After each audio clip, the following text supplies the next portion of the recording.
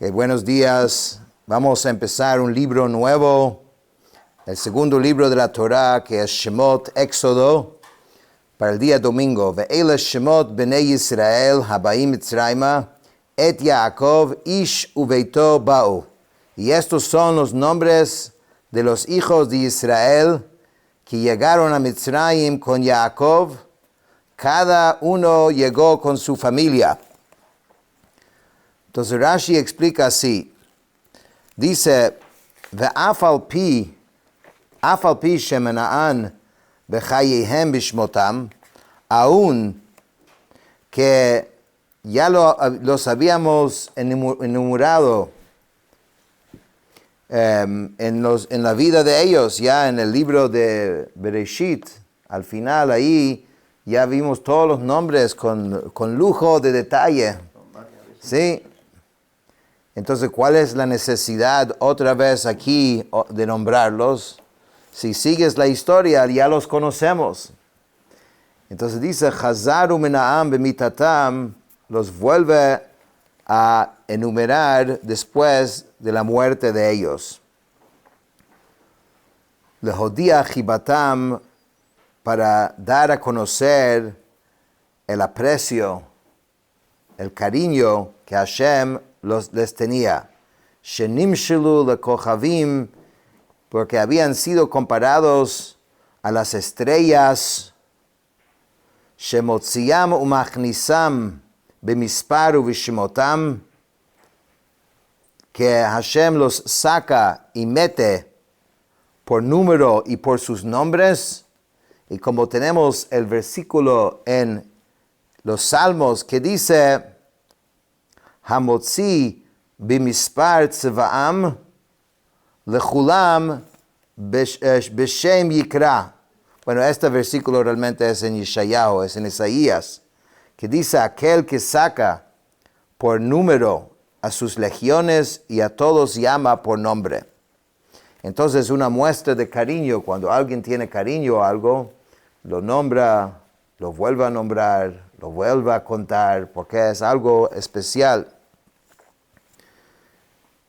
Ahora los nombra, dice Reuven, Shimon, Levi, Yehuda, Yisachar, Zevulun, Binyamin, Dan, Naftali, Gad, Asher. Vayihi kol nefesh yotzei yerech Yaakov shivim nafesh, Yosef haya b'Mitzrayim. Todas las personas que salieron de los muslos de Jacob eran 70. Y Yosef haya b'Mitzrayim, y Yosef estaba en Mitzrayim.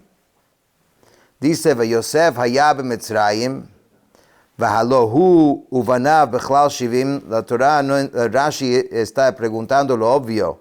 ¿Por qué está nombrando Yosef como que aparte y también diciendo que estaba en Mitzrayim? Sabemos que está en Mitzrayim. De nuevo, la historia es muy clara. Cada vez que la Torah menciona un detalle es por algún motivo. Todo es exacto porque esto es las palabras directas de Dios. Uma ba lelamdeinu, que nos viene a enseñar. V'chilo hayinu yodim shehu haya b'Mitzrayim. ¿Acaso no sabíamos que Jacob estaba en Mitzrayim? El lehodiacha tzidkato shel Yosef. Eso viene para decirnos lo justo y lo especial que era Yosef. Porque Hu ha-Yosef haroet son aviv. Es el mismo Yosef que pastoreaba el rebaño de su padre. Hu Yosef shahaya b'Mitzrayim v'naseh melech v'omed b'tzidko. Y es el mismo Yosef que se convirtió en el virrey de todo Egipto y todo el tiempo se mantuvo su rectitud. Es algo impresionante porque normalmente en cualquier persona vemos que a la medida que crece a veces, tú sabes que pierde un poco su inocencia, su sinceridad. Eso es normal, es común. Mucho más aún alguien que se mete en una posición de liderazgo y mucho más aún de poder como era Yosef.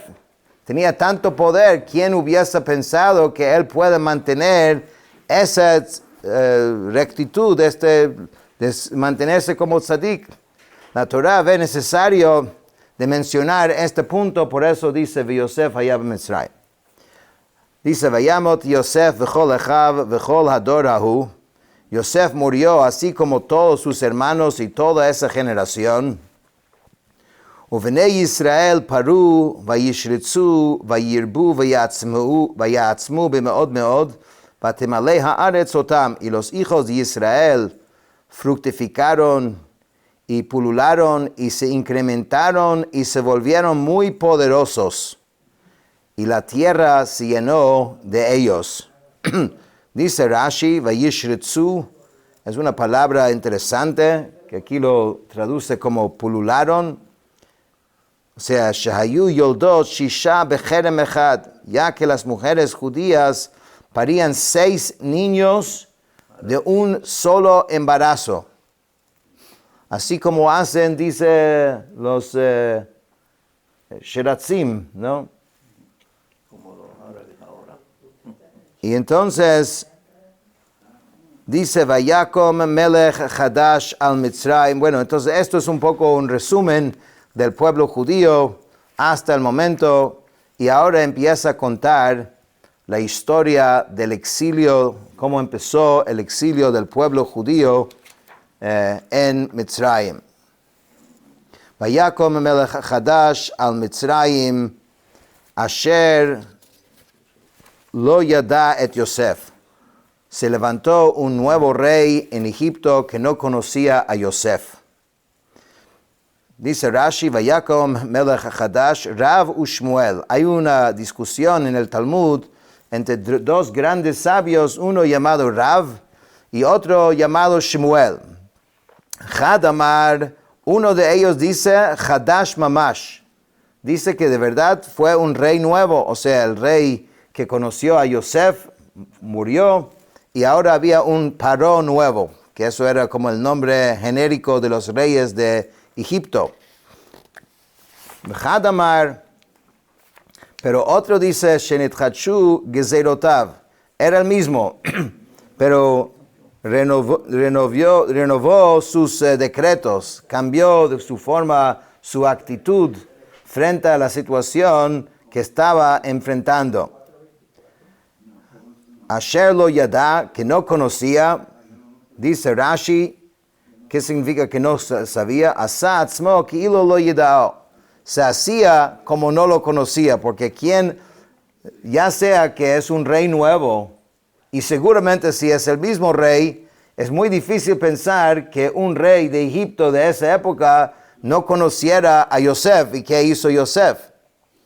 Entonces, ¿qué significa que no sabía? Se hizo el loco, se hizo como no sabía. Había un sabio una vez que dijo así, dijo que cuando él hace un favor a alguien, entonces le regala una piedrita. Y le preguntaron por qué. Él dijo, porque después, cuando me lo lanza, que sea una piedrita, que no sea una roca. Vayomer el amo, hinei am bnei Israel rav va'atzum mimenu.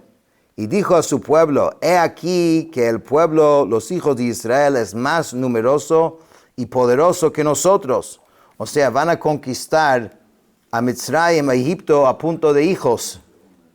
¿No? Dice Hava nitchakma lo, vengan, seamos astutos contra él, pen yirbe v'haya ki tikrena milchama, no sea que se multiplica y suceda que hay guerra, v'nosaf gamhu al soneinu v'nilcham banu v'ala min haaretz. También él se una a nosotros, a nuestros enemigos, y nos haga la guerra y suba de esta tierra. Esto era, digamos, tenían una reunión de los ministros de Paró, se sentaron a hablar del problema judío que había, porque eran muy numerosos, y qué va a pasar con nosotros. Entonces explica Rashi, dice, Havanit Hakema, vengan, seamos astutos. Kol hava lashon hachana v'hazmana ledavarhu, kelomar hazminu atzmachem lakach. Cada vez que tú ves esta expresión en la Torah, hava, significa que es una preparación o invitación para realizar algo. O sea, es una acción intencional. O sea, estaban realmente preocupados. Aquí están sentando a ver cómo manejar esta situación. Nitchakmalo, seamos astutos contra él. La'am nitchakma ma la'asotlo. Seamos astutos para decidir qué hacerle. V'raboteinu darshu nitchakem lemoshian shel Yisrael ladunam b'mayim. Dice que él es más específico lo que estaban ellos discutiendo, porque sabían de que iba a nacer un salvador del pueblo judío, porque ellos lo veían en las estrellas, y entonces que si su nombre era, bueno, todavía no tenía nombre, pero conocemos quién es y pronto lo vamos a conocer, que es Moshe Rabbeinu. Entonces vamos a ver cómo vamos a hacer, porque veían que esta persona iba a ser el que iba a liderar todo el proceso de la redención del pueblo judío, o sea, va a salvar al pueblo judío. Entonces, vamos a ver qué vamos a hacer contra este Salvador de Israel. ¿Y qué decidieron? Shekvar nishba shelo yavi mabul olam, vehem lo hevino shal kol olam eino mevi aval hu mevi al uma achat. Entonces ellos decidieron que vamos a tomar la decisión de, ¿cómo se llama? De meterlo en el agua, drowned, how do you say drowned? Ahogarlo en el agua. Como vamos a ver el plan. Vamos a ahogarlo en el agua. ¿Por qué el agua? Porque ellos tenían mucha información. Sabían que después del diluvio, Dios había hecho una promesa que no iba a traer otra vez, como un castigo a través del agua. Hashem hizo como un pacto, eso es el arco iris, eso lo vimos en Parashat Noach. Y también sabían que existe un concepto que es midah keneged midah, que Hashem siempre retribuye a la persona o castiga a la persona según lo que la persona hizo. Entonces pensaron que aquí buscaron una forma de ser más inteligente que Dios. Si le vamos a ahogar, entonces no nos pueden castigar con el agua, porque el agua Él ya dijo que no iba a castigarnos.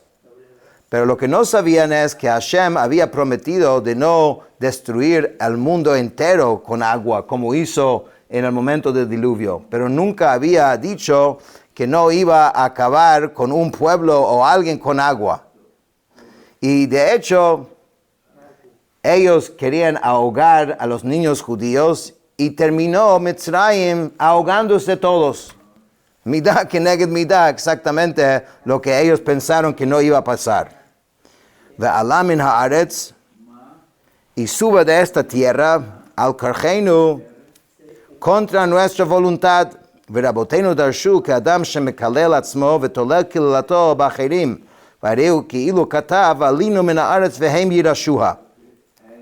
Hay dos interpretaciones qué es lo que Paró, o sea, planteaba como problema. Un problema era de que van a ser tan poderosos y después se convierten en una parte importante laboral de Mitzrayim, como efectivamente pasó, y después se van a ir todos. En este caso no quería que se fueran, querían que se quedaron y que fueran esclavos, como pasó. Y vemos después la resistencia tan fuerte que tuvo Paró para que no se fueran. Entonces se nos van a ir. Otra interpretación es, se van a ir con toda la riqueza de Mitzrayim, nos van a dejar sin nada. Y la tercera explicación es como que si estuviera diciendo que nos van a sacar a nosotros de aquí. Pero a veces cuando uno habla, dice Rashi, y habla de algo malo de sí mismo, usa la expresión con otro, pero se está refiriendo a sí mismo, que va a llegar el punto que a nosotros nos van a sacar de la tierra. De cualquier forma, tenían que hacer algo según Paró. Obviamente no había ningún plan, el pueblo judío estaban contentos y felices y agradecidos hasta ese momento y no tenían ningún plan, pero eso era el miedo del faraón. Vayasimu alav sarei misim leman anotó besivlotam. Entonces impuso sobre él oficiales de impuestos con el propósito de afligirlo con las cargas de ellas. Vayiven arei miskenot le paró et pitom vet Ramsés. Y construyeron ciudades de depósito para el faraón, Pitom y Ramsés. Entonces esto es un proceso. No ocurrió, digamos, la esclavitud y la persecución total que venía en camino inmediatamente. De hecho, la palabra befarej, que es trabajo duro, la Gemara dice que está hecho de dos palabras, peraj, con una boca suave. Entonces empezó como que convenciéndolos, ofreciéndolos un buen trabajo, y eso fue gradual, lo fueron llevando a la esclavitud completo. Entonces el primero dijeron, bueno, si están ocupados y tienen un trabajo duro, entonces de repente dejan de tener tantos hijos, ¿no? Van a estar ocupados y con dificultad y no van a poder seguir ese nivel de crecimiento. Dice Rashi, Vayasimu alav sarei misim, impuestos. Esta palabra en plural es el plural de la palabra del término más, que es impuesto. Por tanto, la frase sarei misim, oficiales que le cobraban el impuesto. ¿Y cuál era el impuesto? Que construyeran ciudades de depósito para el faraón. Leman anotó besivlotam. Esto se refiere a las cargas de los mitzrim.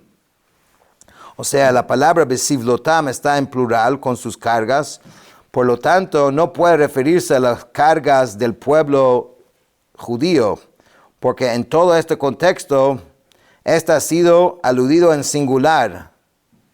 Entonces, las cargas de los mitzrim que estos impusieron a los judíos se refiere a los trabajos pesados que hasta este momento solían a desempeñar.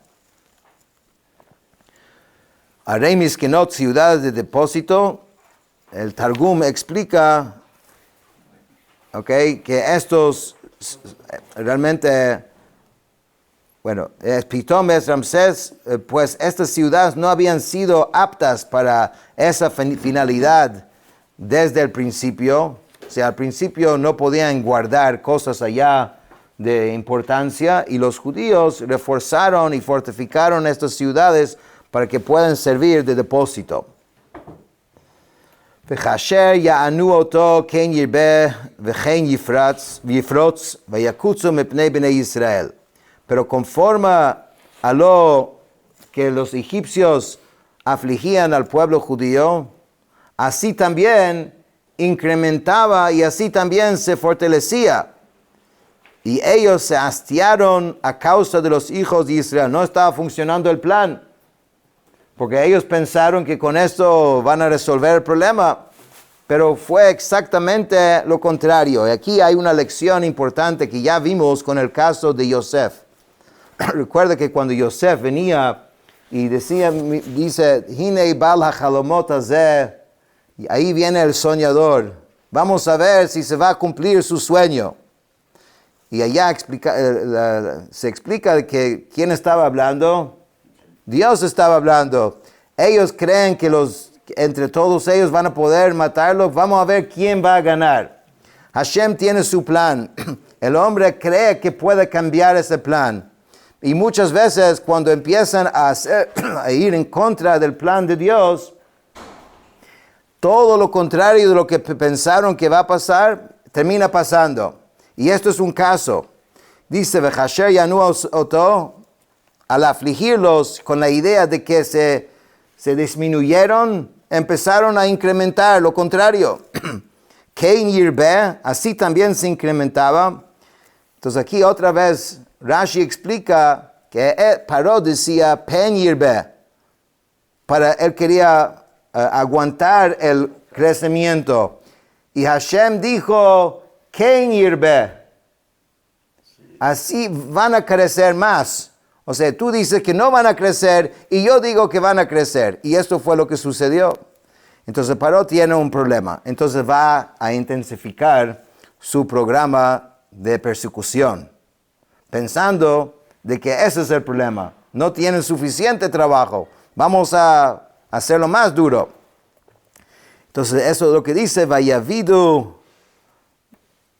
Mitzrayim et Bnei Israel befarach. Entonces los Mitzrim esclavizaron a los hijos de Israel con labor quebrantadora.